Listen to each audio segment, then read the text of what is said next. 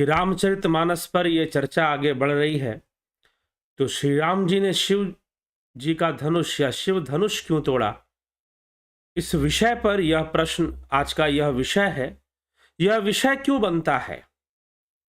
यह विषय इसलिए बनता है क्योंकि धनुष यज्ञ में धनुष तोड़ने की कोई शर्त नहीं थी। राजा जनक ने ऐसी कोई घोषणा नहीं की थी कि धनुष तोड़ना है, बल्कि धनुष पर प्रत्यंचा चढ़ाना है, ऐसी शर्त ही राजा जनक ने रखी थी। और वो ऐसा कर भी कैसे सकते थे जब वो जानते थे कि ये स्वयं शिव का धनुष है, ये शिव धनुष है, तो उसे तोड़ने की बात वो नहीं कर सकते थे और उन्होंने किया भी नहीं था। उस पर प्रत्यंचा चढ़ानी थी, और जो उस पर प्रत्यंचा चढ़ाएगा, जो उसे उठा लेगा और उठाकर उस पर चढ़ा देगा, उसे बांध देगा धनुष को, वह उसी को सीता जी से विवाह हो पाना संभव हो पाएगा। ऐसी शर्त जो है रखी गई थी। तो इसीलिए राजा जनक ने जो बात रखी, राजा जनक ने जो शर्त रखी, वो कुछ इस प्रकार की थी। तो रामचरितमानस में जो इसका वर्णन आता है उसको हम समझेंगे, देखेंगे, और फिर भगवान राम जो है धनुष को तोड़ देते हैं। फिर भी तोड़ते हैं, क्यों तोड़ देते हैं या टूट जाता है, क्यों ऐसा होता है, आइए चलिए देखते हैं। तो गोस्वामी तुलसीदास जी दोहे चौपाइयों में जो बात कहते हैं, राजा जनक, अब तक की जो कथा हमने सुनी कि भगवान रामचंद्र जी उपवन के अंदर सीता जी का दर्शन करते हैं, सीता जी राम जी का दर्शन करते हैं, और दोनों एक दूसरे को प्राप्त भी करना चाहते हैं, लेकिन एक बाधा है धनुष यज्ञ। सीता जी जानती हैं अगर मेरे पिता की शर्तों को पूरा नहीं कर पाए राम, तो फिर मेरा वरण कैसे करेंगे। शर्तों को पूरा करना, जो वचन थे उनको पूरा करना तो बहुत दूर की बात, राम जी तो विवाह के उद्देश्य से आए भी नहीं हैं, स्वयंवर के उद्देश्य से आए भी नहीं हैं। उनको तो अपने गुरुदेव विश्वामित्र जी से बस इतनी सी सूचना प्राप्त हुई है कि मिथिला में धनुष यज्ञ हो रहा है, और धनुष यज्ञ का जो कारण है वो स्वयं सीता जी का स्वयंवर है। उसी के माध्यम से फिर सीता जी का स्वयंवर भी हो जाएगा, विवाह भी हो जाएगा। तो इसीलिए राम जी को कुछ लेना देना उस स्वयंवर से नहीं है, वो तो धनुष यज्ञ के दर्शक बन के आए हैं, धनुष यज्ञ देखने आए हैं, उसमें कोई भाग लेने नहीं आए हैं। तो चलिए, जब भाग लेने नहीं आए हैं और मात्र दर्शक बन के आए हैं, तो अब भगवान रामचंद्र जी दर्शक बन के ही प्रस्तुत होंगे। लेकिन फिर भी सीता जी के मन में और रामचंद्र जी के मन में दोनों का वास हो चुका है। गोस्वामी तुलसीदास जी अपनी चौपाइयों में ऐसी बातें लिखती हैं, और वो देवी से यही प्रार्थना करती हैं, माँ गिरिजा से, माँ गौरी से यही प्रार्थना करती हैं कि धनुष अगर किसी के हाथ उठे तो श्री रामचंद्र जी के हाथों ही उठे और किसी के हाथ ना उठे। उनकी ऐसी प्रार्थना है। वैसे भी वो धनुष अगर किसी ने पहले उठाया था तो स्वयं सीता जी ने ही उठाया था। अब विवाह इसीलिए राजा जनक ने भी यही शर्त रखी कि जो धनुष उठाएगा और उस पर प्रत्यंचा बांधेगा वही मात्र विवाह कर पाएगा सीता से, दूसरा विवाह नहीं कर पाएगा। यह शर्त स्वयं राजा जनक ने इसी हेतु रखा, इसी कारण रखा, क्योंकि उस धनुष को पहले सीता जी, जो सीता कोई साधारण नारी नहीं है, स्त्री नहीं है, ये भली भांति राजा जनक जानते हैं, और इसी हेतु उन्होंने ऐसा असाधारण स्वयंवर रचा है, धनुष यज्ञ किया है, और उस यज्ञ के माध्यम से यह शर्त रखी है, यह परिस्थिति उन्होंने बनाई है कि जो इस परीक्षा को एक परीक्षा रखी है कि जो धनुष उठाएगा वही सीता को वर पाएगा, दूसरा वर नहीं पाएगा। कुछ ऐसी बात गोस्वामी तुलसीदास जी भी लिखते हैं, और रामायण की यह कथा है जो प्रसिद्ध है। तो चलिए आगे क्या होता है। सारी सभा बैठती है, राजागण बैठते हैं, विश्वामित्र जी को विशेष निमंत्रण देते हैं राजा जनक की आप भी धनुष यज्ञ में आइए, और वो दोनों राजकुमारों के साथ श्री रामचंद्र जी और लक्ष्मण जी के साथ धनुष यज्ञ की सभा में विराजमान होते हैं। जो राजा भक्त प्रवृत्ति के थे वो रामचंद्र जी को देखकर बहुत आकर्षित होते हैं, बहुत मोहित होते हैं और मन ही मन यह निश्चय कर लेते हैं कि निश्चय ही इन्हीं को सफलता मिलेगी।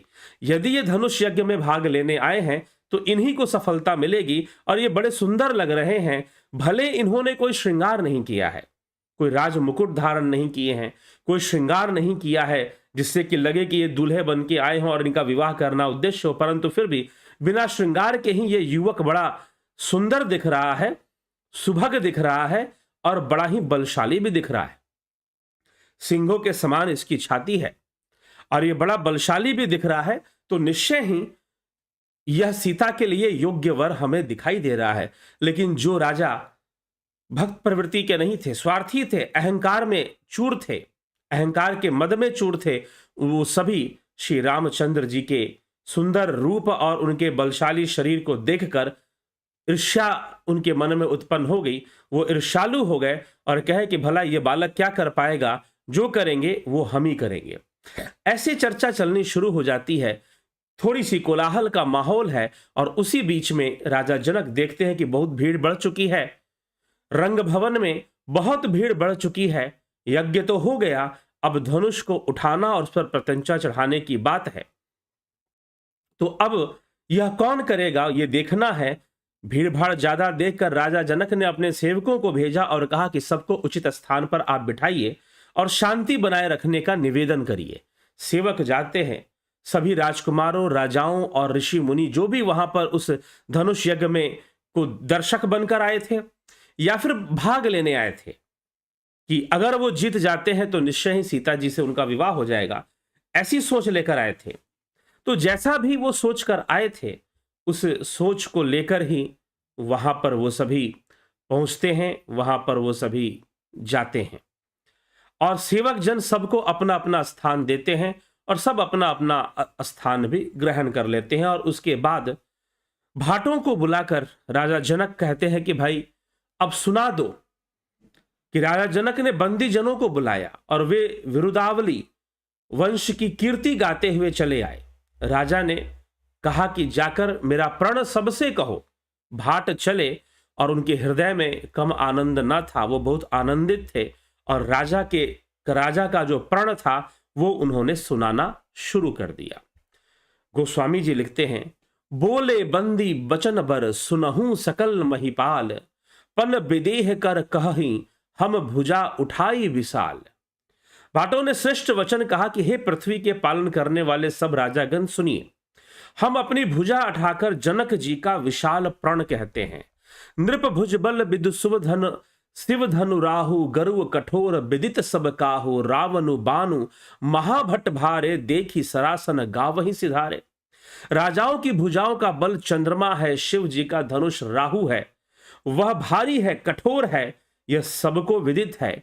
बड़े भारी योद्धा रावण और बाणासुर भी इस धनुष को देखकर गौ से चुपके से चलते बने और वो उठाने के सभा में भाग उन्होंने नहीं लिया। उनको लगा कि वो राजा जनक की दृष्टि से बच जाएंगे, लेकिन वो बच नहीं पाए।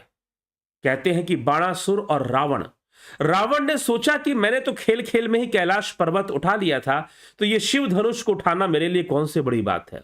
ऐसा विचार करके रावण चुपके से आया। रावण को लगा कि यह रहस्य रहेगा, लेकिन वो भी रहस्य नहीं रहा। राजा जनक सब जानते थे कि कौन आ रहा है, कौन जा रहा है, सारी सूचना उन तक पहुंचती थी। और स्वयंवर से पहले ही रावण अपने आप को आजमा लिया कि मैं यह धनुष उठा पाऊंगा कि नहीं उठा पाऊंगा। ऐसा विचार करके गया, कोशिश भी कर थक हार कर वहां से चला गया। कैलाश तो उठा लिया था, लेकिन धनुष उठाना उसके वश का नहीं था। सोई पुरारी को दंडु कठोरा, राज समाज आजू जोई तोरा, त्रिभुवन जय समेत वै देही, बिनहि बिचारी बरई हटिते ही। उसी शिव जी के कठोर धनुष को इस राज समाज में जो भी तोड़ेगा, तीनों लोगों के विजय के साथ ही इसको जानकी जी बिना किसी विचार के हट पूर्वक वर्ण करेंगी। सुनीपन सकल भूप अभिलाषे, भट मानी अतिशय मन माखे, परिकर बांधी उठे अकुलाई, चले इष्ट देवन सिरनाई। प्रण सुनकर सब राजा ललचा उठे। जो वीरता के अभिमानी थे वे मन में बहुत ही तमतमाए, कमर कसकर अकुलाकर उठे और अपने इष्ट देव को सिर नवाकर चले।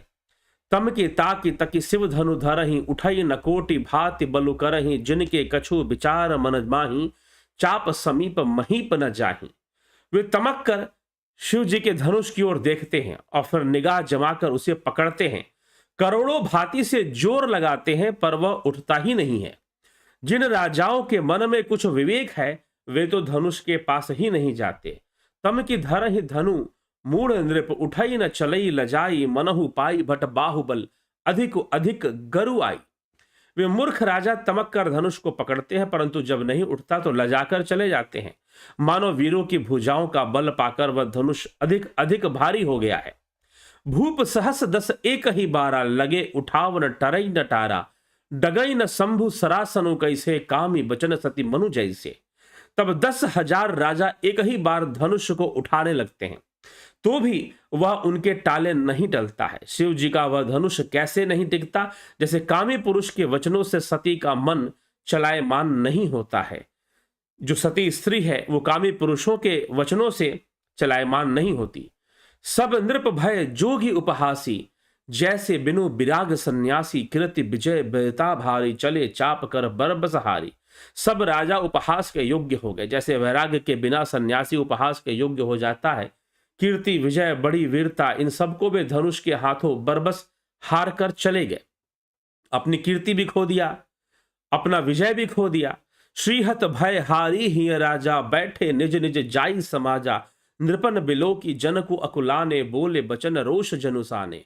राजा लोग हृदय से हार कर श्रीहीन हो गए और अपने अपने समाज में जा बैठे। राजाओं को देखकर जनक अकुला उठे और ऐसे वचन बोले जो मानो क्रोध में सने। अब राजा जनक जो थे, राजा जनक जब ये दृश्य देखा कि बड़े बड़े राजा आए, उस राजसभा में धनुष को उठाने का प्रयास किया लेकिन धनुष किसी से उठा नहीं।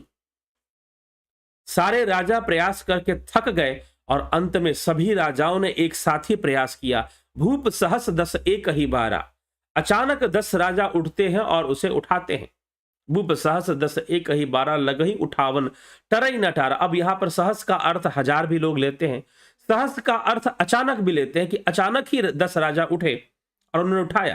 लेकिन कुछ लोग कहते हैं कि नहीं, अगर 10,000 राजा उठे, भूप सहस दस एक ही बारा, एक साथ उठे 10,000 राजा, उन्होंने उठाया, तो भाई 10,000 राजा। यहां पर गोस्वामी तुलसीदास जी अलंकार का प्रयोग कर रहे हैं। इसीलिए रामचरितमानस में कभी आप ज्यादा जो इसमें आध्यात्मिकता और भक्ति योग का जो संग्रह है वही मुख्य है, क्योंकि काव्य रचना है तो काव्य रचना में उपमाओं और अलंकारों का प्रयोग बहुत ज्यादा होता है और गोस्वामी तुलसीदास जी ने किया है। बहुत अधिक अलंकार उपमा के प्रयोग किए गए हैं। तो इसीलिए उससे आप अगर ये मान के चलेंगे कि यही बात ऐसे ही हुई होगी तो हो सकता है कि थोड़ा भ्रम पैदा हो जाए। तो भूप सहस दस कहने का मतलब, अगर एक राजा, वैसे जैसे राजा वहां बैठे थे सभा में, धनुष यज्ञ की सभा में, अगर 10,000 राजा उठकर एक साथ उठाते भी तो शायद नहीं उठता। ऐसी स्थिति दिखाई दे रही थी और इस दृश्य को देखकर राजा जनक जो थे बहुत दुखी हो गए कि लगता है कि मेरी पुत्री आज कुंवारी ही रह जाएगी, इसका विवाह हो ही नहीं पाएगा क्या। लगता है कि ये भारत भूमि वीरों से विहीन हो गई है। कुछ ऐसी बात कहना शुरू कर देते हैं। दीप दीप के भूपति नाना आए सुनी हम जो पन उठाना देव धनुष धरि मनुज शरीरा विपुल वीर आए रणधीरा। मैंने जो प्रण ठाना था उसे सुनकर द्वीप द्वीप के अनेकों राजा आए, देवता और दैत्य भी मनुष्य का शरीर धारण करके आए तथा और भी बहुत से रणधीर वीर आए। कुंवारे मनोहर, परंतु धनुष को तोड़कर मनोहर कन्या बड़ी विजय और अत्यंत सुंदर कीर्ति को पाने वाला मानो ब्रह्मा ने किसी को रचा ही नहीं है। काहू काहि यह लाभु न भावा काहू न शंकर चाप चढ़ावा रहूं चढ़ाऊ तोरब भाई तिलु भरी भूमि न सके छड़ाई। यह लाभ किसको अच्छा नहीं लगता है, परंतु किसी ने भी शंकर जी का धनुष नहीं चढ़ाया और चढ़ाना तोड़ना उड़ना तो बहुत दूर की बात है। कोई तिल भर भूमि से छुड़ा भी नहीं पाया, हिला भी नहीं पाया धनुष को। अब जनी को भाख्य भट मानी वीर विहीन मही मैं जानी तजहु आस निज निज गृह जाहु लिखा न विधि वैदेह विबाहु। अब कोई वीरता का अभिमानी नाराज ना हो। मैंने जान लिया पृथ्वी वीरों से विहीन हो चुकी है, खाली हो चुकी है। अब आशा छोड़कर अपने अपने घर जाओ, ब्रह्मा ने सीता का विवाह लिखा ही नहीं है, कुछ ऐसा ही लग रहा है। सुकृत जाई जो पनु परिहरहूं, कुंवरी कुंवारी रहूं का करहूं, जो जन तेव बिनु भट्ट भूभि भाई तव पनु करी होते हूं न हसाई। यदि प्रण छोड़ता हूं तो पुण्य जाता है, इसलिए क्या करूं, कन्या कुंवारी ही रहे। यदि मैं जानता कि पृथ्वी वीरों से विहीन है तो प्रण करके उपहास का पात्र न बनता। अब राजा जनक बहुत पछताने लगे कि अब तो मेरा ही उपहास मचेगा। मैंने ऐसी शर्त रख दी, मैंने ऐसी परीक्षा रख दी कि जो इस परीक्षा को पास करेगा उससे मैं अपनी पुत्री सीता का विवाह कर दूंगा। लेकिन अब क्या करूं, अगर मैं प्रण तोड़ता हूं तो मेरी ही जग हसाई होनी है, मेरी ही जग हसाई होगी। मैंने तो प्रण ले लिया है कि जो इस शिव धनुष को उठाएगा और इस शिव धनुष को चढ़ाएगा, मैं उसी से अपनी पुत्री सीता का विवाह करूंगा और किसी से मैं अपनी पुत्री सीता का विवाह नहीं करूंगा, किसी से मैं अपनी पुत्री सीता का विवाह नहीं करूंगा। लेकिन मैं देख रहा हूं कि इस सभा में बड़े बड़े राजा, राजकुमार, यहां तक कि दैत्य और देवता भी वेश बदलकर आए हुए हैं, लेकिन फिर भी यह धनुष किसी से हिला भी नहीं, कोई इसे हिला भी नहीं पाया। तो मैं घोषणा करता हूं कि यह जो विश्व है वीरों से विहीन हो चुका है, यह विश्व वीरों से विहीन हो चुका है। अब कोई वीर इस धरती पर नहीं बचा हुआ है। अब यह सब बातें भगवान रामचंद्र जी भी सुन रहे हैं, लक्ष्मण जी भी सुन रहे हैं, और लक्ष्मण जी को यह बातें सहन नहीं हो रही हैं। भले हम इस स्वयंवर में इस धनुष यज्ञ के भागी नहीं हैं, हम दर्शक बन के आए हैं, लेकिन राजा जनक को ऐसा कहने का क्या अधिकार कि वो इस प्रकार से सबको लज्जित करते हुए कहे कि यह धरती वीरों से विहीन हो गई है। लक्ष्मण जी को यह भा नहीं रही थी, बात यह जच नहीं रही थी।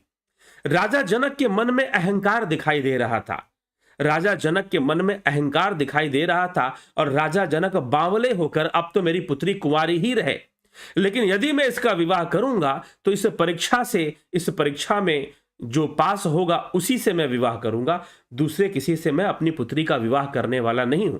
ये उनका प्रण भी है, ये उनका प्रण भी है। तो राजा जनक ऐसा प्रण लेकर भी बैठे हुए हैं, साथ में अब उन बहुत बावले भी हो रहे हैं कि भाई ये तो धरती ही वीरों से विहीन हो गई है, सारे राजाओं को लज्जित कर रहे हैं। मैंने सोचा था कि इस सभा में कोई वीर आया होगा, लेकिन कोई वीर नहीं आया, सभी नपुंसक ही लग रहे हैं, कोई कुछ कर नहीं पा रहा है। लगता है कि अब मेरी पुत्री कुंवारी ही रहेगी तो रहे कुंवारी, लेकिन यदि मैं अपनी पुत्री का विवाह करूंगा तो किसी ऐसे ही राजकुमार से करूंगा, किसी ऐसे ही विभूति से करूंगा जो इस धनुष को उठा सके। तो अब ये बात राजा जनक कहते चलते हैं। जनक बचन सुनी सब नर नारी, देखिए जान के भय दुखारी, माखे लखन कुटिल भई भौ हैं, रदपट फरकत नयन रिसाव हैं।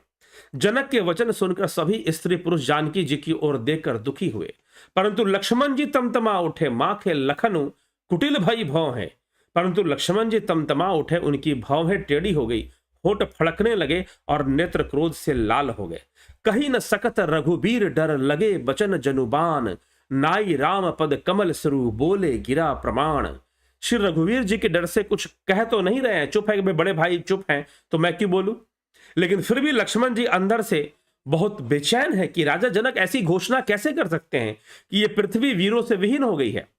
पर जनक के वचन उन्हें बाण से लग रहे थे, राजा लक्ष्मण जी को जनक जो भी बोल रहे थे वो बाण से लग रहे थे। तब लक्ष्मण जी से रहा नहीं गया, श्री रामचंद्र जी के चरण कमलों में सिर नवा कर वे यथार्थ वचन बोलते हैं। रघुबन सिन्न महु जह कोई होई, तही समाज अस कहई न कोई, कही जनक जसी अनुचित बानी, विद्यमान रघुकुल मणि जानी। रघुवंशियों में कोई भी जहां होता है उस समाज में ऐसे वचन कोई नहीं कहता कि पृथ्वी वीरों से विहीन हो गई है। जैसे अनुचित वचन रघुकुल शिरोमणि श्री राम जी को उपस्थित जानते हुए भी जनक जी कह रहे हैं। सुनहु भानु कुल पंकज भानु, कहूं सुभाव न कछु अब मानु, जो तुम्हारी अनुशासन पाऊं, कंदुक इव ब्रह्मांड उठाऊं। हे सूर्य कुल रूपी कमल के सूर्य, सुनिए, मैं स्वभाव ही से कहता हूं, कुछ अभिमान करके नहीं कह रहा हूं। यदि आपकी आज्ञा पाऊं, हे राम जी, लक्ष्मण जी श्री रामचंद्र जी से कहते हैं, यदि मैं आपकी आज्ञा पाऊं तो ब्रह्मांड को भी गेंद की तरह उठा दूं। और ये धनुष क्या चीज है? ब्रह्मांड को भी गेंद की तरह उठा दूं, आप मुझे एक बार आज्ञा तो दीजिए। काचे घट जिमि डारऊ फोरी सकऊ मेरु मूलक जिमि तोरी तव प्रताप महिमा भगवाना को बापुरो पिनाक पुराना। और उसे कच्चे घड़े की तरह फोड़ डालो पूरे ब्रह्मांड को, मैं सुमेरु पर्वत को मूली की तरह तोड़ सकता हूं। हे भगवान, आपकी प्रताप की महिमा से यह बेचारा पुराना धनुष तो कौन सी चीज है। नाथ जानी अस आयसु हो, मतलब ये धनुष क्या चीज है, मैं तो पूरे ब्रह्मांड को उठा लूं, राम जी की कृपा हो जाए। तो लक्ष्मण जी ये दावा करते हैं, पूरे सभा में खड़े होकर ये घोषणा करते हैं, नाथ जानी अस आयसु हो, कौतुक करो बिलो की असो, कमल नाल जिमि चाप चढ़ावो, जोजन सत प्रमाण ले धावो। ऐसे जानकर हे नाथ आज्ञा हो तो कुछ खेल करूं। उसे भी देखिए, धनुष को कमल की डंडी की तरह चढ़ाकर उसे 100 योजन तक दौड़ा लिए चला जाऊंगा। लक्ष्मण जी ने ऐसी बातें बोली, तौरो छत्रक दंड जिमी तव प्रताप बलनाथ, जौ न करऊं प्रभु पद शपथ कर न धरऊं धनुभात। आपके प्रताप के बल से धनुष को कुकुरमुत्ते की तरह तोड़ लूंगा। यदि ऐसा न करूं, कुकुरमुत्ता यहां क्या होता है, कुकुरमुत्ते का अर्थ होता है मशरूम, मशरूम की तरह, बरसाती छत्ते जो निकलते हैं पेड़ों में ज्यादातर बरसातों में, तो मशरूम की तरह मैं इसे उठा लूंगा, ये इतना हल्का है मेरे लिए। यदि ऐसा ना करूं तो प्रभु के चरणों की शपथ है, फिर मैं धनुष को और तरकस को कभी भी हाथ नहीं लगाऊंगा, अपना धनुष भी त्याग दूंगा। लखन सकोप बचन जे बोले, डग मगानी मही दिग्गज डोले, सकल लोग सब भूप डेराने, सियहि हर्ष जनक जनक सकुचाने। जेव ही लक्ष्मण जी के क्रोध भरे वचन बोले कि पृथ्वी डगमगा उठी और दिशाओं के हाथी कांप गए। लक्ष्मण जी के इस घोषणा को सुनकर, लक्ष्मण जी के इन वचनों को सुनकर सभी लोग और सब राजा डर गए। सीता जी का हृदय में हर्ष हुआ और जनक जी सकुचा गए कि भाई मैं कुछ ज्यादा बोल गया, कि जनक जी ने बोला ही इसी, अगर वो जनक ऐसे बोलते नहीं तो लक्ष्मण खड़े होकर कुछ करते भी नहीं। गुरु रघुपति सब मुनि मन माही, मुदित भय पुनि पुनि पुल काही, सय नहीं रघुपति लखुन निवारे, प्रेम समेत निकट बैठारे। गुरु विश्वामित्र, श्री रघुनाथ जी और सब मुनि मन में लक्ष्मण जी की बात सुनकर प्रसन्न हुए, बार बार पुलकित होने लगे। श्री रामचंद्र जी ने इशारे से लक्ष्मण जी को मना किया कि बस हो गया, जितना तुम्हें बोलना था बोल लिया, अब मेरे पास आकर बैठ जाओ। और लक्ष्मण जी रामचंद्र जी के पास जाकर बैठ गए। विश्वामित्र समय शुभ जानी, बोले अति स्नेहमय बानी, उठहु राम भंजऊ भव चापा, मेटहु तात जनक परितापा। उठहु राम भंजऊ भव चापा, हे विश्वामित्र, समय को सही जानकर स्नेह पूर्वक श्री रामचंद्र जी से विश्वामित्र जी कहते हैं, उठहु राम भंजऊ भव चापा, कि हे उठो राम और भंजऊ भव चापा, इस भव चाप का भंजन कर दो, इसे खंडित करो। मेटहु तात जनक परितापा, और जनक का जो परिताप है, जनक का जो दुख है उसे दूर करो। अब परितापा, यहां पर परिताप शब्द का प्रयोग हो रहा है। ताप का अर्थ क्या है, दुख, यहां पर ताप का अर्थ दुख है, लेकिन दुख का कारण बहुत कुछ है। अब यहां तोड़ने की बात जब कहते हैं, भंजों की बात कहते हैं, तो तोड़ने की बात जब आती है तो राजा जनक, अब यहां पर बहुत कुछ तोड़ना है, धनुष तो तोड़ना ही है, लेकिन साथ ही साथ राजा जनक के भीतर यह जो धनुष है वो कांटे की तरह अटका हुआ है। इस धनुष को कोई नहीं उठा पाया और इससे जो है राजा जनक बहुत विक्षिप्त अवस्था में चले जाते हैं, बहुत दुखी हो जाते हैं। एक प्रकार का कहीं ना कहीं एक अहम भाव ही है कि उनके पास ये शिव का धनुष है और इसको उठाने और भजने वाला ही सीता से विवाह कर पाएगा। और इस शिव धनुष अगर ये टूट गया, ये चला गया, हट गया, तो फिर राजा जनक का जो अहम भाव है वो भी नष्ट हो जाएगा। तो यह इसमें अब सबका अहंकार छुपा हुआ है, उन राजाओं का भी जो उस धनुष उठाने आए थे अपने बल के अभिमान में, और साथ ही साथ राजा जनक का भी। तो भगवान राम इस धनुष को तोड़ रहे हैं। वास्तव ये धनुष भी एक अभिमान का प्रतीक है, अभिमान का प्रतीक बन के बैठा हुआ है, जो राजा जनक के हृदय में जैसे धसा हुआ हो। इस धनुष की स्थिति कुछ ऐसी है, अभिमान का प्रतीक बन के बैठा हुआ है, इसको तोड़ देना ही उचित है। उठहु राम भंजऊ भव चापा, मेटहु तात जनक परितापा, और जनक के परिताप को नष्ट कर दो। जनक के सारी दुविधा उस धनुष के कारण है अगर ये टूट गया तो उनकी सारी दुविधा, उनका मन सरल हृदय वो हो जाएंगे, मन से अहंकार भी दूर हो जाएगा, पश्चाताप भी दूर हो जाएगा, सारी चिंताएं भी खत्म हो जाएंगी और राजा जनक कृत्य हो जाएंगे। तो ऐसा राजा जनक की सोच है और राजा जनक के मन में ये बात अटकी हुई है, ये धनुष वाली बात वो निकाल नहीं पा रहे हैं, अपने प्रण को भी छोड़ने के लिए तैयार नहीं है, क्योंकि प्रण में भी कहीं ना कहीं अहम भाव है, कहीं ना कहीं अभिमान है। और भगवान राम इस संसार में भव चापा, भव का अर्थ शिव भी होता है और भव का अर्थ तो संसार भी होता है, दोनों ही है। तो यहां पर भव चापा, शिव चापा नहीं लिखा गोस्वामी तुलसीदास जी ने, भव चापा लिखा है। तो भव का अर्थ कुछ लोग शिव लगाते हैं और संसार तो है ही भव का अर्थ, संसार। तो इस संसार टिका हुआ है तो अहम बोध पे टिका हुआ है। जो मूल तत्व है जीवत्व के टिके होने का, जीव के रहने का, और उसके अभिमान ही मूल तत्व है, अहंकार ही मूल तत्व बनता है उसमें। तो इसीलिए जब तक ये मिटे ना तब तक यह जीव ब्रह्ममय नहीं हो पाता, ब्रह्मलीन नहीं हो पाता, ब्रह्म की प्राप्ति नहीं कर पाता है। और इसी से आज विश्वामित्र जी ने कह दिया कि उठहु राम भंजऊ भव चापा, मेटहु तात जनक परितापा, सुनि गुरु बचन चरण सिरु नावा, हर्ष विषादु न कछु उर भावा, ठाड़े भय उठी सहज सुभाए, ठवनी जुबा मृगराज उल जाए। गुरु के वचन सुनकर राम जी ने चरणों में सिर नवाया, उनके मन में बहुत हर्ष हुआ, न विषाद, और वे अपनी एड़ खड़े होने की शान से जवान सिंह को भी लजाते हुए सहज स्वभाव से ही उठ खड़े हुए, शांत मुद्रा में, प्रसन्न मुद्रा में मुस्कुराते हुए श्री रामचंद्र जी धनुष की ओर कदम बढ़ाते हैं। उदित उदय गरी मंच पर रघुवर बाल पतंग, बिकसे संत सरोज सब हर्षे लोचन भृंग। मंच रूपी उदयाचल पर रघुनाथ जी रूपी बाल सूर्य के उदय होते ही सब संत रूपी कमल खिल उठे और नेत्र रूपी भौरे हर्षित हो गए। नृपन केरी आशा निशिनासी, बचत नखत अवलीन प्रकाशी, मानी महीप कुमुद सकुचाने, कपटी भूप उलूक लुकाने। राजाओं की आशा रूपी रात्रि नष्ट हो गई, उनके वचन रूपी तारों के समूह का चमकना बंद हो गया, अभिमानी राजा रूपी कुमुद संकुचित हो गए और कपटी राजा रूपी उल्लू छिप गए। जो कपटी थे, जो राम जी के भक्त प्रवृत्ति के थे, जिनके मन में राम जी को देखते ही आकर्षण पैदा हो गया था, उनकी योग्यता पर विश्वास पैदा हो गया था, वो सब वहां खड़े रहे।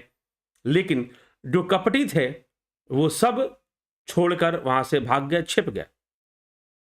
भय बिशोक कोक मुनि देवा, बरी सही सुमन जान वही सेवा, गुरुपद बंदी सहित अनुरागा, राम मुनिन सन आय सुमागा। और इस प्रकार से रामचंद्र जी ने मुनियों से आज्ञा मांगी और आगे बढ़ गए। समस्त जगत के स्वामी श्री रामचंद्र जी मतवाले श्रेष्ठ हाथी किसी चाल, सहज ही चले सकल जग स्वामी, मत मंजू बर कुंजर गामी, चलत राम सब पुर नर नारी, पुलक पूरी तन भय सुखारी। श्री रामचंद्र जी के चलते ही नगर भर के सब स्त्री पुरुष सुखी हो गए, उनके शरीर में रोमांच भर गया। बंदी पितर सुर सुकृत संभारे, जौ कछु पुण्य प्रभाव हमारे, तौ शिव धनु मृणाल की नाई, तो रहूं राम गणेश गोसाई। और इस प्रकार से पितर और देवताओं की वंदना करके अपने पुण्यों का स्मरण किया। यदि हमारे पुण्यों का कुछ भी प्रभाव हो तो हे गणेश गोसाई रामचंद्र जी शिव जी के धनुष को कमल की डंडी की भांति उठा ले और तोड़ दे। राम ही प्रेम समेत लखी, सकिन समीप बुलाई, सीता मातु स्नेह बस बचन कही बिलखाई। समीप बुलाकर सीता जी की माता स्नेह बस बिलखर ये वचन बोली, हे सखी, ये जो हमारे हितु कहलाते हैं वे भी सब तमाशा देखने वाले हैं। कोई भी गुरु विश्वामित्र जी को समझाकर नहीं कहता कि ये राम तो अभी बालक है, इनके लिए ऐसा हट अच्छा नहीं है। जो धनुष रावण और बाणासुर जैसे जगदिविजयी, जो जगत विजयी हैं, रावण और बाणासुर जैसे जगत विजयी वीरों के हिलाए न हिल सका, उसे तोड़ने के लिए मुनि विश्वामित्र का राम जी को आज्ञा देना और राम जी का उसे तोड़ने के लिए चल देना रानी को हट जान पड़ा। और उन्होंने कहा कि क्यों ये बालक जा रहा है जिस धनुष को रावण और बाणासुर तक नहीं हिला पाए थे। रावण बाण छुआ नहीं चापा, हारे सकल भूप करि दापा, सो धनु राज कुंवर कर देही, बाल मराल की मंदर लेही। रावण और बाणासुर ने जिस धनुष को छुआ तक नहीं, सब राजा घमंड करके हार गए, वही धनुष इस सुकुमार राजकुमार के हाथ में दे रहे। हंस के बच्चे भी कभी मंदराचल पहाड़ उठा सकते हैं, ऐसा नहीं हो सकता। भूप, किसी को विश्वास नहीं है, कुछ है जिनको विश्वास नहीं है, सुनैना देवी को विश्वास नहीं है और कई राजाओं को विश्वास नहीं कि भला ये बालक क्या कर लेगा। अब भूप सयान अप सकल सिरानी, सखी विधि गति कछु जाति न जानी, बोले चतुर सखी मृदुबानी, तेजवंत लघु गनीय न रानी। राजा का भी सारा सयानापन समाप्त हो गया। हे सखी, विधाता की गति कुछ जानने में नहीं आती। तब एक चतुर सखी कोमलवानी बोले, हे रानी, तेजवान को छोटा नहीं गिनना चाहिए। उम्र मत देखो, उस युवक का तेज देखो तो समझ में आएगा उसके अंदर कौन सी शक्ति है। जो पहचानने वाले थे वो पहचान गए और जो अहंकारी थे उन्होंने ध्यान भी नहीं दिया कि कौन उठा और कौन तोड़ने गया, क्योंकि उनको मतलब ही नहीं। वो जानते थे भाई ये बालक क्या कर लेगा, इतने बड़े बड़े दिग्गज कुछ ना कर पाए, ये बालक क्या कर लेगा। मंत्र परम परम लघु जासु बस विधि हरिहर सुर सर्व महामत गजराज कहूं बस कर अंकुश खर्व। जिसके वश में ब्रह्मा विष्णु शिव और सभी देवता है वह मंत्र अत्यंत छोटा होता है। महान मत वाले गजराज को छोटा सा अंकुश वश में कर लेता है। तो ये कौन सी बड़ी बात है कि छोटे चीजें बड़ी चीजों को वश में नहीं कर सकती, कर सकती हैं। ऐसे इतिहास में कई घटनाएं हैं। छोटे छोटे देश बड़े बड़े साम्राज्य को खंडित करके रख देते हैं, खत्म कर देते हैं, पराजित कर देते हैं उनको, और एक चींटी हाथ को गिरा देती है। काम कुसुम धनु सायक लिन है, सकल भुवन अपने बस किन है, देवी तजिए संसऊ अस जानी, भंजब धनुष राम सुन रानी। कामदेव ने फूलों का ही धनुष बाण लेकर समस्त लोगों को अपने वश में कर रखा था। हे देवी, ऐसा जानकर संदेह त्याग दीजिए। कामदेव ने संपूर्ण विश्व को अपने फूलों के बाण से वश में कर लिया, इसलिए आप त्याग दीजिए ऐसा संदेह। रामचंद्र धनुष को अवश्य उठा लेंगे। सखी बचन सुनी पय पर दीति, मीठा विषाद बढ़े अति प्रीति, तब राम ही बिलो की बै देही, सभय हृदय बिनवती जेहि देही। कि सीता जी भयभीत हृदय से जिस देवता से विनती कर रही थी कि रामचंद्र जी को सफलता जरूर मिले। मन ही मन मनाव अकुलानी, होहु प्रसन्न महेश भवानी, करहु सफल आपनी सेविकाई, करी हित हरहूं चाप गरुआई। हे व्याकुल होकर मन ही मन मना रही कि हे महेश भवानी, मुझ पर प्रसन्न होइए, मैं आपकी जो सेवा की है उसे सफल कीजिए। सीता जी प्रार्थना करती हैं महेश भवानी से, शिव पार्वती से, कि मुझ पर स्नेह कीजिए और धनुष के भारीपन को हर लीजिए, उसे हल्का कर दीजिए। गणनायक बरदायक देवा, आज लगे किन्हूं तू सेवा, बार बार बिनती सुनी मोरी, करहूं चाप गुरुता अति थोरी। हे गणों के नायक, वर देने वाले देवता गणेश जी, मैंने आज ही के लिए तुम्हारी सेवा की थी। बार बार मेरी विनती सुनकर धनुष का भारीपन बहुत ही कम कर दीजिए। बार बार प्रार्थना करने में सीता जी लगी हुई हैं। और अब आगे क्या होता है। सचिव सभय सिख देहि न कोई, बुद्ध समाज बड़ी अनुचित होई, कह धनु कुलिसहु चाही कठोरा, कह श्यामल मृदुगात किशोरा। मंत्री डर रहे हैं, इसलिए कोई उन्हें सीख भी नहीं देता। पंडितों की सभा में यह बड़ा अनुचित हो रहा है। कहां तो वज्र से भी बढ़कर कठोर धनुष, और ये कोमल शरीर धारण करने वाला श्याम सुंदर बालक, ये किशोर क्या कर लेगा, कैसे धनुष उठा लेगा, ये कैसे संभव हो पाएगा। सबको इस बात पर संशय है, सबको इस बात पर संदेह है कि राम जी, जिसको बड़े बड़े राजा रावण और बाणासुर नहीं उठा पाए, वो भला राम जी एक किशोर होकर कैसे उठा लेंगे। मन बहुत व्याकुल है, सीता जी का भी मन बहुत व्याकुल है। मन ही मन शिव और पार्वती जी से प्रार्थना भी कर रही हैं कि उस धनुष को हल्का कर दीजिए, उस धनुष को हल्का कर दीजिए। और प्रभु चल रहे हैं।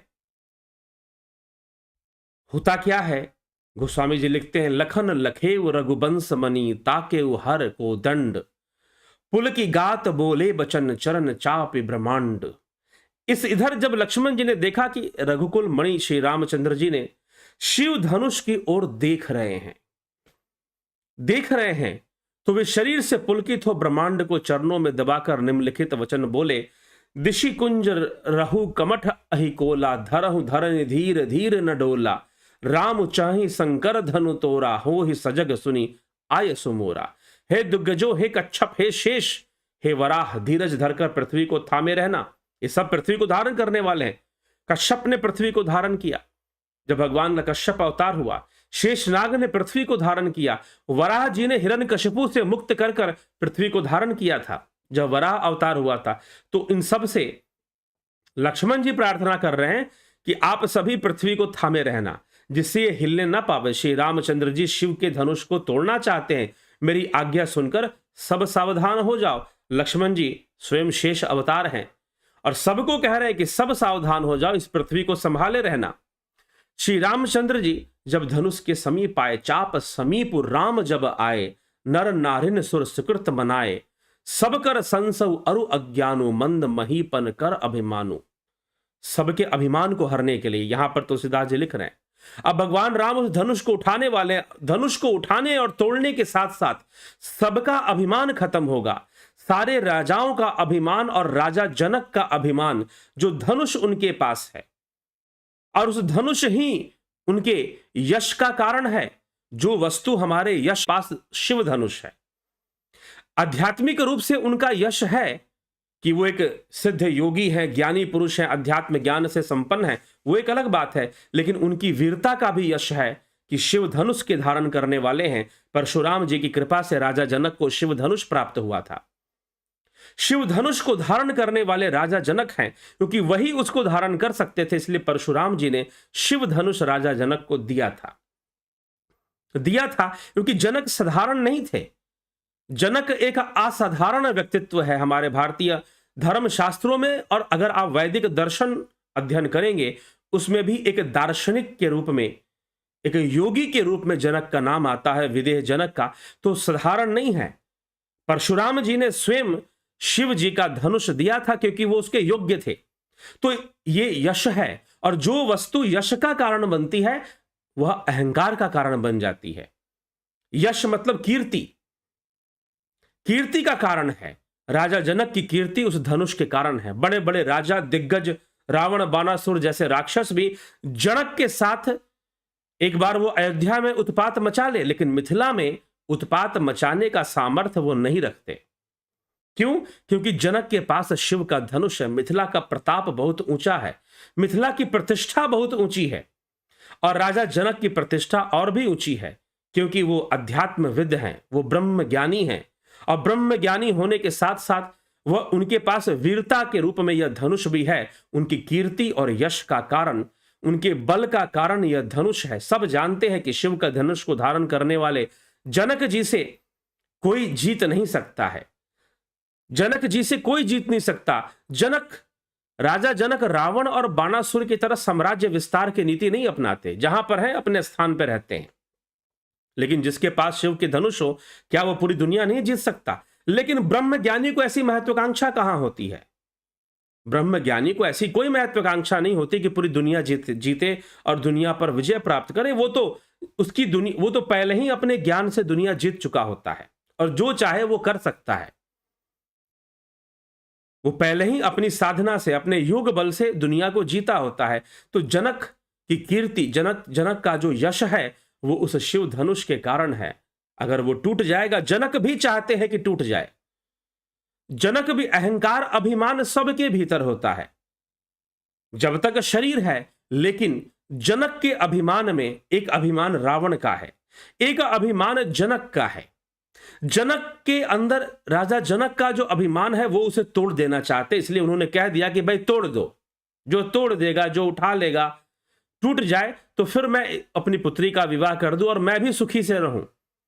यह धनुष मेरे यश और कीर्ति का कारण है। बहुत सारे राजा मुझसे भयभीत रहते हैं, डरते हैं, क्योंकि यह धनुष मेरे पास है। शिव का धनुष होना बहुत बड़ी बात थी राजा जनक के पास, इसलिए उनकी कीर्ति का कारण है। तो राजा जनक चाहते हैं कि अभिमान के कारण अगर कोई भी वस्तु है उसे तोड़ देना चाहिए। खुद से तोड़ा नहीं जा रहा, तो वो कहते हैं कि भाई कोई आकर तोड़ दे, भगवान ही आकर तोड़ दे इसे। तो जनक का अभिमान और रावण का अभिमान, फर्क क्या है कि जनक चाहते हैं कि यह अभिमान नष्ट हो जाए क्योंकि वो ज्ञानी पुरुष है, और रावण नहीं चाहता कि उसका अभिमान नष्ट हो, वो बचना चाहता है, अभिमान की रक्षा करना चाहता है। जनक चाहते टूट जाए। चाप समीप रामू जब आए, नर नारिन सुर सुकृति मनाए, सब कर संसव अरु अज्ञानु, मंद महीपन कर अभिमानु। ठीक है, पुण्यों को मनाए, सबका संदेह अज्ञान और नीच राजाओं का अभिमान। भृगुपति केरी गर्भ गरुआई, सुर मुनि बरन केरी कदराई, सी कर सोचु जनक पछतावा, रानिन कर दारूण दुख पावा। परशुराम जी के गर्भ की गुरुता, देवता और श्रेष्ठ मुनियों की कातरता, सीता जी का सोच, जनक का पश्चाताप और रानियों के दारुण दुख का दावा नल, ये सारी चीजें हैं यहां पर। इन सबका खंडन होने वाला है, मात्र धनुष नहीं टूटने वाला है, सबके गर्व चूर चूर होने वाले हैं, सीता जी के संकोच को खत्म करने वाले हैं। सीता जी की माता जी, उनके संकोच, उनके संदेह का भी दूर हो जाएगा। और राजा जनक तो प्रतीक्षा कर रहे हैं कि मेरी कीर्ति का कारण, मेरे यश का कारण ये धनुष कब टूटेगा। कोई व्यक्ति अपने कीर्ति को कारण को क्यों खत्म करेगा, अपने यश के कारण को क्यों खत्म करेगा, लेकिन जनक चाहते कि खत्म हो जाए। शंभु चाप बड़ बोहित पाई, चढ़े जाई सब संगु बनाई, राम बाहुबल सिंधु अपारा, चहत पारो नहीं कोई कड़ुहारा। ये सब शिव जी के धनुष रूपी बड़े जहाज को पाकर समाज बनाकर उस पर जा चढ़े हैं। मतलब अब शिव जी के धनुष में राजाओं का अभिमान है, राजा जनक का पश्चाताप है, सीता जी का संकोच है। अगर ये धनुष टूटेगा नहीं तो ये सारी राजाओं का अभिमान, जनक जी का भी अभिमान जो पश्चाताप के रूप में सामने आ रहा है, वो भी एक प्रकार का अभिमान है। तभी वो बार बार घोषणा कर रहे हैं कि ये पृथ्वी वीरों से विहीन हो चुकी है, विलाप कर रहे हैं कि लगता है कि मेरी पुत्री कुंवारी ही रह जाएगी। तो उनका यह पश्चाताप है जो कहीं ना कहीं आसक्ति और अहंकार का भी एक कारण बन रहा है। यद्यपि वो विवेकी हैं, तभी तो धनुष को तोड़ने की बात करते हैं। यह सब शिव जी के धनुष रूपी बड़े जहाज को पाकर समाज बनाकर उस पर जा बैठे हैं। समाज बनाकर ये सभी संदेह, संकोच, अभिमान, मोह, ये सब जो है राजाओं के मोह, जनक का पश्चाताप, सीता जी का संकोच, सुनैना देवी का संदेह, मंत्री पुरोहित शतानंद जी का संदेह कि ये बालक उठा पाएगा कि नहीं उठा पाएगा, इन सब का जो संदेह है वो वहां उस धनुष में ही समाया हुआ है। जब तक धनुष का भंजन नहीं होगा ये सारी चीजें खत्म नहीं होने वाली। तो राम धनुष नहीं तोड़ रहे हैं, राम अहंकारों का खंडन कर रहे हैं। एक तरफ परशुराम जी का गर्व भी यहां पर तुलसीदास जी लिख रहे हैं। सबके भीतर ये चीज है, सबके भीतर ये बाधा है, ये ऐठन है, ये धनुष की तरह सब तने हुए हैं। मोह माया में फंसा हुआ इंसान धनुष की तरह ही तना होता है। धनुष जैसे हमेशा टेंशन में रहता है, हमेशा टेंशन में रहता है, हमेशा टेंस अवस्था में धनुष रहता है।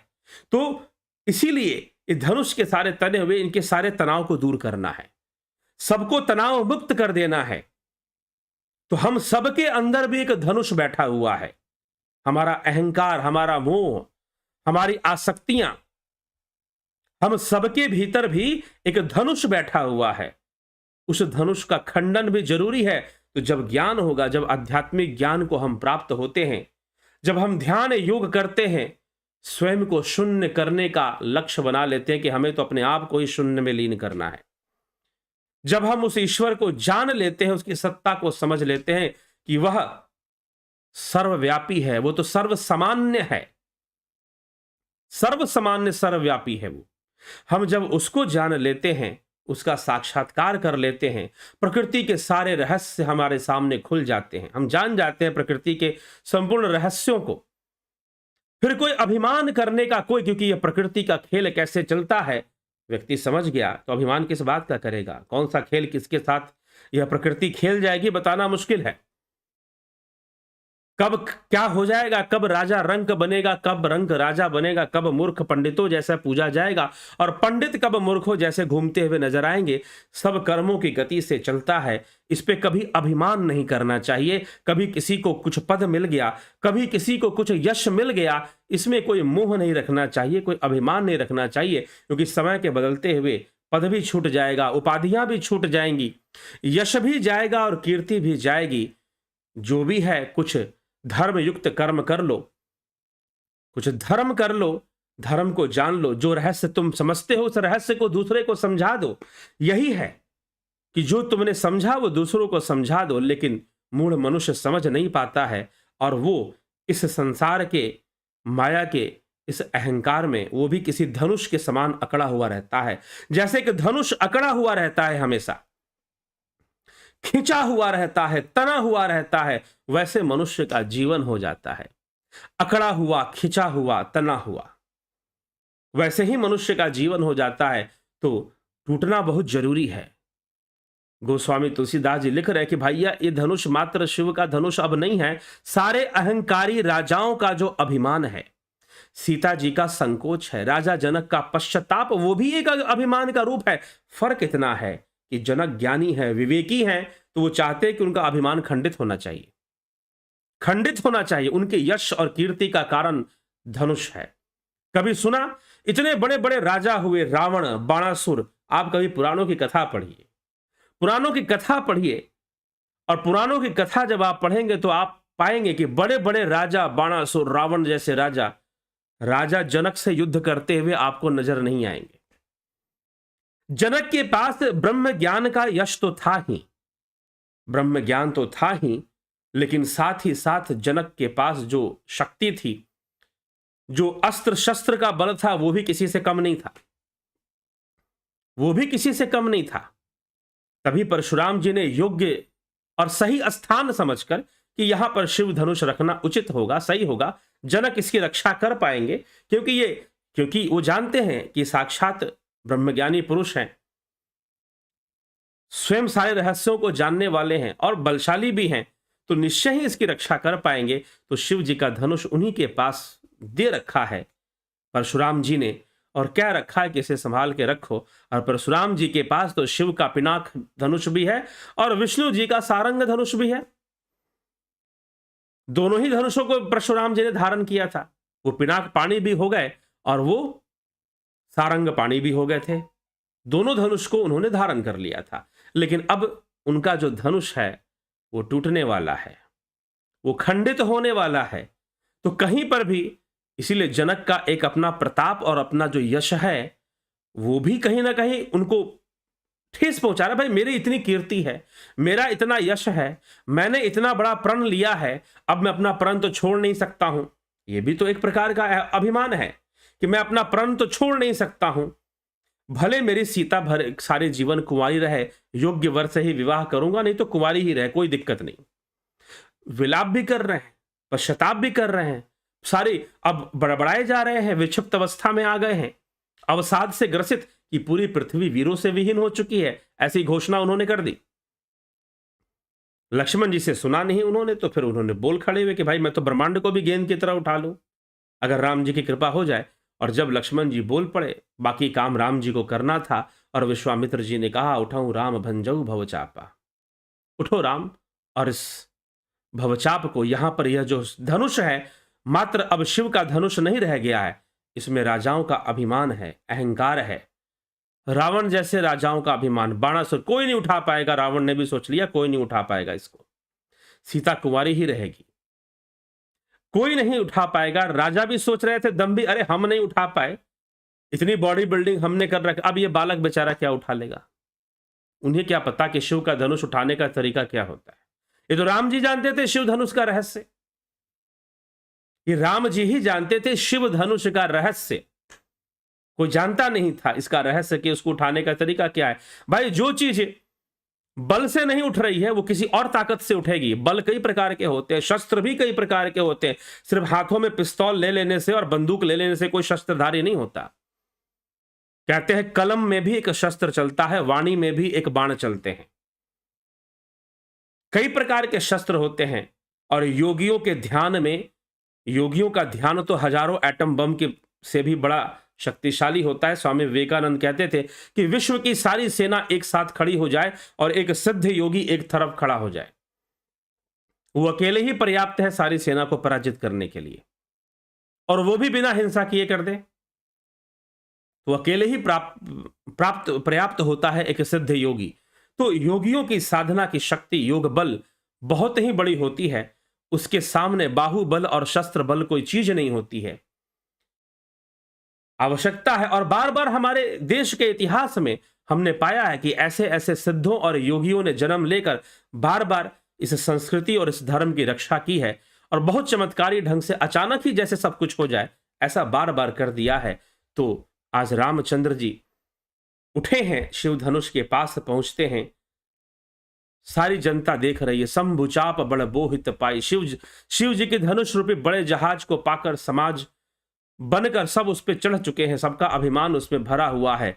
सीता जी का संकोच उसी में है, राम बिलो के लोग सब चित्र लिखे से देखे चितई सिय कृपया तन जानी विकल विशेषी। श्री राम जी के सब लोगों की श्री राम जी ने सब लोगों की ओर देखा, उन्हें चित्र में लिखे हुए से देखकर फिर कृपा धाम श्री राम जी ने सीता जी की ओर देखा और उन्हें विशेष व्याकुल जाना।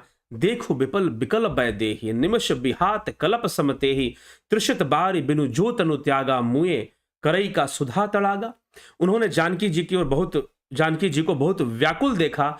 उनका एक एक क्षण कल्प के समान बीत रहा है। यदि प्यासा आदमी पानी के बिना शरीर छोड़ दे तो उसके मर जाने पर अमृत का तालाब भी क्या कर लेगा। का बरसा सब कृषि सुखाने समय चूके पूनी का पछिताने अस जिय जानी जान की देखी प्रभु पुल के लखे प्रीति विशेषी। सारी खेती सूख जाने पर वर्षा किस काम की, समय बीत जाने पर फिर पछताने से क्या लाभ होगा। तब पछतात होत क्या जब चिड़िया चुग गई खेत। जी में ऐसा समझकर श्री राम जी ने जानकी जी की ओर देखा, उनका विशेष प्रेम लगकर पुलकित हो गया। गुरुओं को प्रणाम किया, गुरु ही प्रणाम मन ही मन किन्ना, मन ही मन अपने गुरु को प्रणाम किया। अति लाघव उठाई धनुलिन्हा, बड़ी फुर्ती से उन्होंने शिव जी का ध्यान करते हुए, भगवान शिव का नमन करते हुए, उनको अपने मन में वो पहले ही बसा चुके थे, अपने शिव को अपने हृदय में पहले ही बसा चुके थे। और बड़े जैसे कोई फूल को उठाता है, जैसे कहा जा रहा था कमल के फूल की तरह मैं उठा लूंगा, लक्ष्मण जी ने कहा था। भगवान राम ने बड़ी फुर्ती से देखते देखते फूल की भांति धनुष को उठा लिया। जब उसे हाथ में लिया तब वह धनुष बिजली की तरह चमकने लगा और फिर आकाश में मंडलाकार हो गया। लेत चढ़ावत खैंचत गाड़े काहू न लखा देख सब उटाड़े तेहि क्षण राम मध्य दनु तोरा भरे भुवन धुनि घोर कठोरा। लेते चढ़ाते और जोर से खींचते हुए किसी ने नहीं देखा, सबने श्री राम जी को धनुष खींचे खड़े देखा। उसी क्षण श्री राम जी ने धनुष को बीच से तोड़ डाला। भयंकर कठोर ध्वनि से सारे लोक भर गए और धनुष टूट गया, धनुष का खंडन हो गया। और तभी गोस्वामी जी छंद की रचना करते हैं। भे भुवन घोर कठोर रविबाज दाजी मारुग चले चक्कर दिग्गज डोल मही अहिकोल कुरुम कल मल्ले सुर असुर मुनि कर कान दीन है सकल बिकल विचार ही को दंड खंडेव राम तुलसी जयति बचन उचारहि। कठोर शब्द से सूर्य के घोड़े भी मार्ग छोड़कर चलने लगे, थोड़े से बैलेंस बिगड़ गया, इतना कठोर शब्द हुआ। दिग्गज चिघाड़ने लगे, धरती डोलने लगी, वराह और कच्छप भी कलमला उठे। देवता राक्षस मुनि कानों पर हाथ रखकर सब व्याकुल होकर विचारने लगे। तुलसीदास जी कहते कि श्री राम जी ने धनुष को तोड़ डाला। तब श्री रामचंद्र जी की जय बोलने लगे। सब ने एक साथ जय श्री राम जय श्री राम जय श्री राम का जय घोष किया। देवलोक से बहुत ही तेज गर्जना शुरू हो गई। जय श्री राम जैसे सारे देवता एक साथ खड़े होकर जय श्री राम का उद्घोष करते हैं। सारे यक्ष गण असुर भी जो राम भक्त थे, राम की शक्ति को जानते थे, वो भी जय श्री राम का उद्घोष करते हैं। शंकर चाप जहाज सागर रघुबर बाहु बल भूल सो सकल समाज चढ़ा जो प्रथम ही मोह बस। शिव जी का धनुष जहाज है और श्री रामचंद्र जी की भुजाओं का बल समुद्र है। धनुष टूटने से वह सारा समाज डूब गया जो मोहवश पहले इस जहाज पर चढ़ा हुआ था। धनुष रूपी जहाज पर अहंकार को लेकर, मोह को लेकर, पश्चाताप को लेकर और सीता जी का संकोच और सुनैना देवी का संदेह को लेकर ये सारी चीजें इस धनुष पर चढ़ी हुई थी। और भगवान राम ने धनुष तोड़ने के साथ साथ सबके संशय भी दूर कर दिए, सबका संदेह दूर कर दिया, सबके अहंकारों को चूर चूर कर दिया, सबका मोह भंग कर दिया। वास्तव में प्रभु को तो यही काम करना था, इसीलिए धनुष का तोड़ना जरूरी था। प्रभु दो चाप खंड मही डारे देखी लोग सब भय सुखारे कौशिक रूप पयोनिधि पावन प्रेम बारी अवगाह सुहावन। प्रभु ने धनुष के दोनों टुकड़े पृथ्वी पर डाल दिए, देखकर सब लोग सुखी हो गए। विश्वामित्र रूपी पवित्र समुद्र में जिसमें प्रेम रूपी सुंदर अथाह जल भरा है, राम रूप राकेशु निहारा बढ़त बीची पुलकावली भारा बाजे नभ गह गहे निशाना देव बधु नाचही करी गाना। राम रूपी पूर्ण चंद्र को देखकर पुलकावली रूपी भारी लहरें बढ़ने लगी, आकाश में बड़ी जोर से नगाड़े बजने लगे, दिवंगनाएं गान करने लगी नृत्य करने लगी, अप्सराएं नृत्य करने लगी, गंधर्व गाने लगे, बजाने लगे। सारे देवलोक में उत्सव हो गया और बस श्री रामचंद्र जी का गुणगान और चारों ओर से चहुं दिशाओं से जय श्री राम का उद्घोष शुरू हो गया। ब्रह्मादिक सुर सिद्ध मुनीषा प्रभु ही प्रशंसा ही देहि अशीसा, बड़ी सही सुमन रंग बहुमाला गावहि किन्नर गीत रसाला। ब्रह्मा आदि सभी देवता सिद्ध और मुनीश्वर लोग प्रभु की प्रशंसा कर रहे हैं, आशीर्वाद दे रहे हैं, वे रंग बिरंगे फूल और मालाएं बरसा रहे हैं, किन्नर लोग गीत गा रहे हैं और अंत में फिर सीता जी जयमाल कर होता है, वर में माला डालेंगी, लेकिन विवाह संपन्न हो इससे पहले कोई दूसरी घटना घट जाती है। विवाह संपन्न हो इससे पहले कोई दूसरी घटना घटती है। जैसी परशुराम जी को सूचना मिलती है कि शिव जी का धनुष टूट गया, तो परशुराम जी भला जमदग्नि पुत्र कैसे शांत रहते। परशुराम जी मातृभक्त पितृभक्त थे, परम बलशाली थे, शिव और विष्णु दोनों का बल उनको प्राप्त था। कहो तो वो शिव अवतारी भी थे और विष्णु अवतारी भी थे, दोनों ही थे वो, ऐसा माना जाता है परशुराम जी के विषय में। तो परशुराम जी इस प्रकार से है वंशी क्षत्रियों का विनाश, बाद में कहावत चल पड़ी कि क्षत्रियों के शत्रु थे और किसी क्षत्रिय सारे क्षत्रिय उनके शत्रु थे, परंतु इतिहास इसका प्रमाण नहीं देता है, क्योंकि क्षत्रिय तो राजा दशरथ और उनकी संतानें भी हुई, रघुकुल के भी क्षत्रिय थे, निमि वंशी जनक भी क्षत्रिय थे, लेकिन इनसे वो बड़े प्रेम रखते थे। तो परशुराम जी ने सोचा कि भाई ये धनुष किसने तोड़ दिया, इतनी बड़ी ध्वनि जो प्रकट हुई है मात्र शिव धनुष टूटने से ही हो सकती है, शिव धनुष टूटने से ही हो सकती है। और परशुराम जी चल पड़ते हैं मिथिला नगरी की ओर कि भाई वहीं तो रखा था, मैं धनुष को वहीं रखा गया था जनक के पास, लगता है जनक उसकी रक्षा नहीं कर पाए, कैसे टूट गया। विचार परशुराम जी के उस ध्वनि को सुनकर परशुराम जी दौड़ पड़ते हैं, अपना फरसा उठाए कि जिसने तोड़ा आज उसकी गर्दन उतार के रखेंगे। पूरी तैयारी है महाप्रलय मचाने की, और परशुराम जी जो मिल गया, पता चला कि धनुष किसने तोड़ा, उसकी गर्दन तो उतार देनी है, यह निश्चय कर परशुराम जी निकल पड़ते हैं। अब परशुराम जी का सामना भगवान राम से होने वाला है, भगवान राम से होने वाले हैं, दो युगावतार आपस में मिलने वाले हैं और एक दूसरे के समक्ष खड़े होने वाले हैं। क्या होता है आइए कल चर्चा करेंगे, यह भी अध्यात्म से परिपूर्ण घटना है, परशुराम जी का इस प्रकार आना। परशुराम जी के चरित्र पर हम चर्चा करेंगे कल, और उनके क्रोध पर कि उन्हें बहुत कोप आता था। राम जी शांत रहते थे, कोपी नहीं थे, कोप की भी मर्यादा रखना जानते थे, लेकिन परशुराम जी हमेशा क्रोध करने वाली प्रवृत्ति उनकी बताई जाती, जबकि ये सत्य नहीं है। फिर भी चलिए कल के व्याख्यान में इस का विचार हम करते हैं और इस प्रसंग को भी सुनते कि कैसे परशुराम जी आते हैं और फिर क्या चर्चा आगे बढ़ती है, क्या क्या घटनाएं घटती हैं। तो चलिए अब विराम लेंगे और आपके कमेंट्स भी देख लेते हैं। ध्यान योग का कोर्स प्रारंभ होगा, कल से प्रारंभ होगा। जिन लोगों ने नहीं ज्वाइन कर पाए हैं, कई लोगों ने पूछे लेकिन ज्वाइन नहीं किए हैं, अगर नहीं ज्वाइन कर पाए हैं तो ज्वाइन कर सकते हैं, अभी भी समय है। 16 तारीख तक का समय है, 16 तारीख मतलब 16 मार्च तक का समय है। यदि आप नहीं ज्वाइन कर पाए तो ज्वाइन कर लीजिए। कुछ लोग पूछ रहे थे होली का पर्व है तो पर्व में बाधा होगी साधना करने में, लोग त्योहारों में बिजी हो जाते, चिंता ना करें, कोई 1-2 दिन की वो बाधा कोई बहुत बड़ी बाधा नहीं है और कोई बाधा नहीं होगी यदि आप करना चाहते हैं तो, क्योंकि अभी आप सीखने के प्रोसेस में सीख जाएंगे तो फिर नियमित रूप से अच्छे से अभ्यास करना है, वो एक अलग बात है। तो चलिए आगे बढ़ते हैं। तो ध्यान योग का कोर्स या प्राकृतिक चिकित्सा का कोर्स जो भी करना चाहते हैं जरूर संपर्क कर लें। सविता नायक जी बहुत अभिनंदन है, हरीश डंगवाल जी, विक्रम सिंह जी, जगत नारायण जी, शंकर प्रसाद जी, गोविंद प्रसाद नीमा, विनोद कुमार सूद जी, विष्णुचंद्र मौर्य, राम निवास मीना जी, उषा श्रीवास्तव जी, सरोज साहू, राजू पाल जी, विंदेश्वरी मिश्रा, स्मिता सावंत, माधुरी कोल्हे, भूप सिंह, चितरंजन बरुआ, रमेश पेशवानी, एके त्यागी, अजीत अपराजित, अमन कक्कर, रूपलाल विश्वकर्मा, उज्जवल छेत्री, राकेश मराठे, कमलेश खैरनर, अमन कक्कर, योगेंद्र पंडित, राम विलास जी, मिस्टर लवलेश जी, सुनिधि पाठक, जयंती भाई पटेल, रचना जी, बिमला शाह, गौरव सिंह, विक्रम सिंह, मनीष यादव, सतीश जी, राम सिंह कश्यप, ज्योति दत्ता, अशोक गोयल, संदीप मिश्रा, कल्पना बागड़े जी, नीतीश सिन्हा, कन्हाई कुमार, हेमेंद्र कुमार,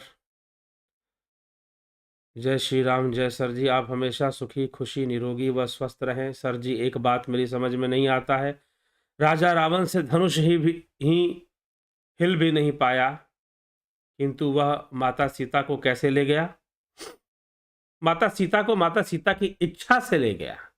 ठीक है, लीलावश सारी घटनाएं घटी। अशोक श्रीवास, रामायण पढ़िए, उसमें उत्तर मिलेगा आपको। अशोक श्रीवास, शंकर प्रसाद जी, आपके एक वीडियो में आपने कहा कि राजा जनक ब्रह्म ज्ञानी थे, तो उनमें अहंकार कैसे आया? जीव होने के कारण, शरीर होने के कारण अहम की स्थिति मानी जाएगी। ये बात बिल्कुल सही कहा कि उनके अंदर अहंकार नहीं था, लेकिन अहम तत्व जो है, जब तक जीवत्व बोध है वो बना हुआ है, तो अहम तत्व वो बना हुआ है। इसी कारण अब इसीलिए मैंने कहा कि जनक ज्ञानी है, तभी तो कह रहे हैं कि भाई तोड़ दो। जनक ज्ञानी है तभी तोड़ने की बात कह रहे हैं। अगर ज्ञानी ना होते तो अपने अहंकार की रक्षा करते।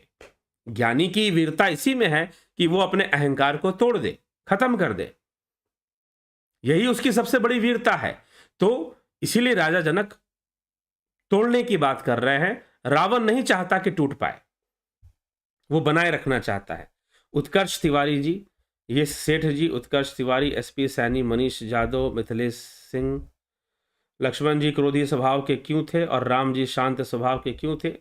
स्वभाव है अपना अपना, और ये स्वभाव प्रकृति के वशीभूत है, और इस रहस्य को जानते हुए भी वो शांत है। उनको पता है कहां क्रोध करना है, कहां क्रोध नहीं करना है। क्रोध देखिए, लोभ मोह काम क्रोध अहंकार सबके भीतर है, चाहे राम हो, चाहे कृष्ण हो, चाहे जो तपस्वी हो, चाहे बड़े से बड़े ब्रह्मचारी हो, और जो बोल रहा है कि उसके अंदर नहीं, वो झूठ बोल रहा है। सीधी सी बात, सबके भीतर है। योगी जो ज्ञानी पुरुष हैं, वो उसको अपने नियंत्रण में रखते हैं। वो लोभ मोह काम क्रोध अहंकार के नियंत्रण में नहीं रहते, वो उनको अपने नियंत्रण में रखते हैं। बस फर्क इतना है तो सबके भीतर। कोई भी इस धरती पे आएगा, कोई भी शरीर धारण करेगा, तो उसके अंदर ये चीजें होंगी नहीं होने का प्रश्न नहीं उठता। गणेश पवार, सरोज कृष्णानी, बिकू कुचाड़िया, पूनम सिंगला जी, मिथिलेश सिंह जी, अष्टावक्र भी उसी समय में हुए थे क्या? कृष्ण कौन से जनक के पास हुए थे? दो जनक हुए हैं, एक का नाम था सिरध्वज, एक का नाम था शिखर ध्वज। भागवत महापुराण में इसकी चर्चा आती है। यदि आपने भागवत महापुराण अध्ययन किया है, उस समय की घटना अगर आपने पढ़ी है कि जब भगवान कृष्ण राजा जनक के दर्शन करने जाते हैं, श्रीमद् भागवत महापुराण, वहां पर ये इस बात को बताया गया है कि दो जनक थे। सीता जी के पिता अलग थे, वो सिरध्वज जनक के नाम से प्रसिद्ध थे, और ये शिखर ध्वज, ये जनक की एक पदवी चली थी। राजा निमि के मृत्यु के बाद उनके मस्तिष्क का मंथन करने के कारण मिथिल शब्द पड़ा था। एक तरह से क्लोनिंग किया गया। ऋषि मुनियों ने देखा कि वशिष्ठ ऋषि ने अपने अहंकार में श्राप दे दिया निमि को, जिससे उनकी मृत्यु हो गई। लेकिन हमें तो निमि जैसा राजा चाहिए जो धर्म की रक्षा करे। ठीक है, तो ऋषियों ने राजा निमि के मस्तक का मंथन किया। मंथन करने से मिथिल और जनक, क्लोनिंग, एक तरह का क्लोनिंग प्रोसेस वहां पर हुआ था, क्लोन बनाया गया था। तो मिथिल जनक पहले जनक हुए, मिथिल जनक, उन्हीं के नाम पर मिथिला राज्य का नाम पड़ा। मिथिल मतलब मंथन से पैदा होने के कारण, और फिर उन्हीं जनक की परंपरा आगे बढ़ती रही, और मिथिला की गद्दी पर ऐसे ही जनक बैठते रहे। जनक जो जानने वाले हैं, यह भी कहा जाता है जनक का अर्थ पिता भी होता है। यहां पर जनक का अर्थ, वहां पर जो जनक का अर्थ लिया गया वो क्लोनिंग से लिया गया कि राजा निमि की तरह शक्तिशाली ज्ञानवान हमें राजा चाहिए, तो ऋषियों ने जनक को बनाया था, ऐसा वर्णन आता है। मिथिल जनक वैसे हुए। ठीक, तो इस प्रकार से पदवी चलनी शुरू हुई, और ये जनक सिरध्वज जनक थे। भगवान कृष्ण जिससे मिलने गए वो शिखर ध्वज जनक का नाम आता है। ऐसे दो नाम आते हैं, हो सकता है कि नाम बोलने में मैं थोड़ी सी चूक कर रहा हूं, आप देख लेना कि कौन से नाम आते हैं। Devratan Baldawa ji, Amit Dhanani ji, Ram cannot be king because king divide people in rich and poor, Ram is a metaphor of supreme soul not king. ठीक है, चलिए। हेमराज बैरवा, गंभीर शाह, अंजू श्रीवास्तवा जी, अंजू श्रीवास्तवा, शर्मानंद पंडित जी, बहुत बहुत अभिनंदन है आप सभी का। ठीक है, तो अब कल जो है हम फिर मिलेंगे और कल मिलकर इस चर्चा को आगे बढ़ाएंगे। और भी आध्यात्मिक रहस्य है, जहां पर आध्यात्मिक बहुत सारी चौपाइयां मैं छोड़ रहा हूं क्योंकि वो सौंदर्य रस में लिखी हुई हैं, श्रृंगार रस में लिखी हुई हैं, और जहां पर बहुत अधिक गहराई की बातें, आध्यात्मिकतापूर्ण बातें नहीं हैं, तो क्योंकि कथा है तो गोस्वामी तो, और काव्य है तो काव्य रचना में श्रृंगार रस चलता है तो कहीं वीर रस चलता है। ठीक है, तो इस तरह से कहीं प्रेम रस चल रहा है, कहीं भक्ति रस आ जाता है। तो इस प्रकार से काव्य रचना है तो मुख्य मुख्य विषयों को लेकर, जिससे कि राम कथा भी स्पष्ट होती रहे, साफ होती रहे, और साथ ही साथ आध्यात्मिक ज्ञान की चर्चा भी यहाँ होती रहे। तो इसी के साथ विराम लेंगे, विदा लेंगे आप सभी से। कल फिर मिलिए 9 बजे लाइव चर्चा में, और चर्चा को आगे बढ़ाने में अवश्य सहयोगी बने रहिए। बहुत बहुत आभार आप सभी का। जो लोग ध्यान योग का कोर्स करना चाहते हैं, जो लोग ध्यान योग का कोर्स करना चाहते हैं, प्राकृतिक चिकित्सा का कोर्स करना चाहते हैं, अत्यंत लाभदायक यह दोनों ही कोर्स है, आप इसका लाभ उठाएं। साथ में स्पिरिचुअल हीलिंग का कोर्स होता है ध्यान योग में, जुपिटर मेंबरशिप जो लोग ज्वाइन करते हैं, आप करना चाहते, इन सभी का लाभ उठाइए और ज्वाइन कर लीजिए। बहुत बहुत आभार आप सभी का।